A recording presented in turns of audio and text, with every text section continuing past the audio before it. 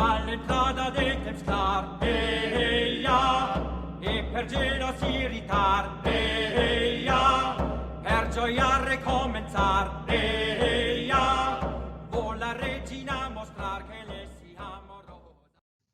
Frédéric Mistral nacque a Mayenne in Provenza nel 1830. Mayenne fu la città in cui visse per tutta la vita e divenne anche protagonista di alcune delle sue opere. La sua prima casa fu il Mas de Zutze, che potremmo tradurre in cascina del giudice. Qui visse sino ai 25 anni, cresciuto con affetto dal padre, che aveva sposato in seconde nozze una donna molto più giovane di lui. Giunto a circa 10 anni fu mandato a studiare al Collège Royal di Avignone.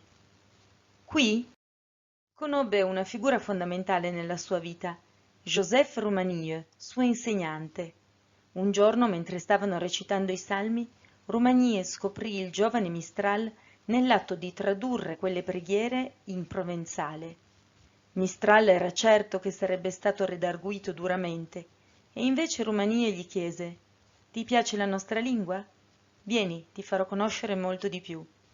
E iniziò così la vicenda letteraria del giovane Frédéric.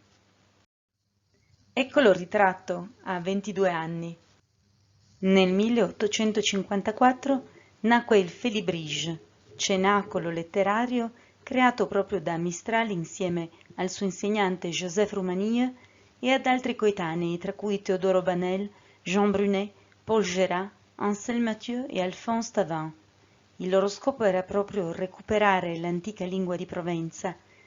Nel loro statuto scrivono: «Vogliamo trarre l'idioma provenzale dall'abbandono in cui giaceva da quando, tradendo l'onore della Provenza, le classi dirigenti l'avevano ridotto, ahimè, alla vita domestica».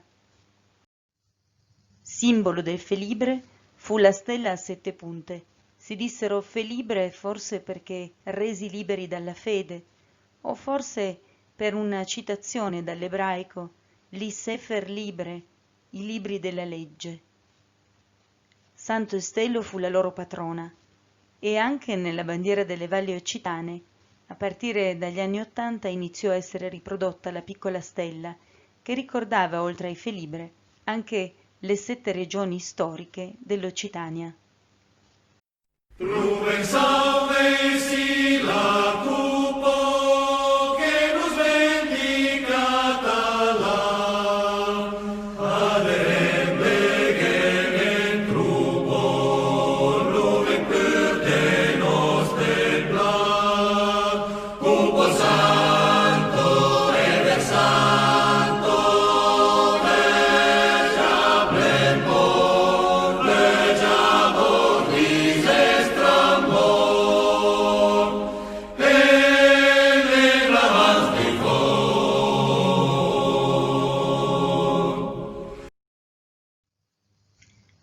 Dopo questo periodo, Mistral si trasferì in una nuova abitazione, sempre a Mayenne, la Maison du Lézard.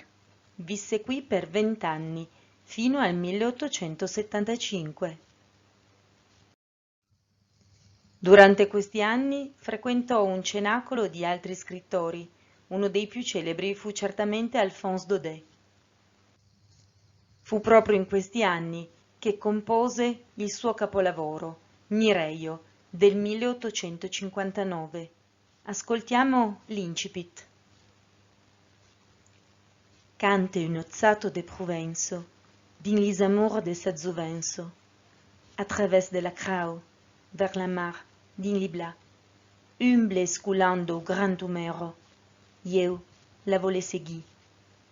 Come ero ranc un ozzato della terra, en foro de la crau se ne sgaire par là. E mai sun front non lusiguesse che de juinesso, e mai n'aghesse ni diademo d'or ni manteu de damas, vole che in gloria fuga ossado, come un reino e caressado, per nostro lengo mespresado, car cantanche per vautre, o pastre e gen di mas. Una curiosità. La figura di Mireio sarebbe stata ispirata da una ragazza realmente esistita, Maddaleno Juvenal di Sampeire. La ricorda una lapide nel paese della Valle Varaita. Per scrivere Mireio, Mistral avrebbe voluto utilizzare la grafia utilizzata dai trovatori, ma in questo fu frenato dall'editore, che gli disse: «Non ti pare già alquanto bizzarro utilizzare una lingua antica, desueta, utilizzata oramai solo dai contadini?» E così Mistral concepì la grafia che oggi è detta mistralenca, basata sull'ortografia e sulla fonetica del francese. Da questa poi è stata estratta e generata l'Escolo Dopo, una delle grafie più diffuse nelle valli occitane. Nel 1876 Mistral si trasferì in quella che fu l'ultima casa, dove visse sino alla morte e che poi divenne museo.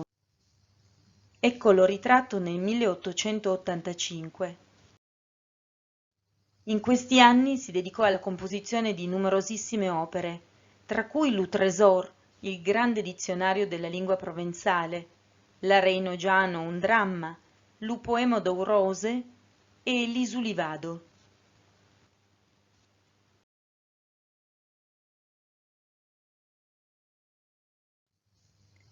Grazie alle sue opere fu insignito nel 1904 del Premio Nobel per la letteratura.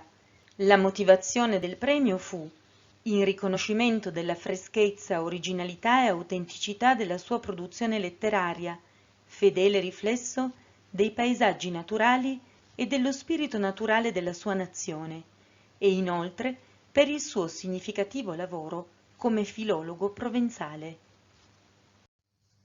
Ecco Mistral in una delle ultime fotografie che lo ritraggono, è il 1913. Morirà il 25 marzo 1914 sempre nel suo paese natale, all'età di 83 anni. La sua casa, come detto, è diventata monumento nazionale ed è stata donata al comune di Mayenne.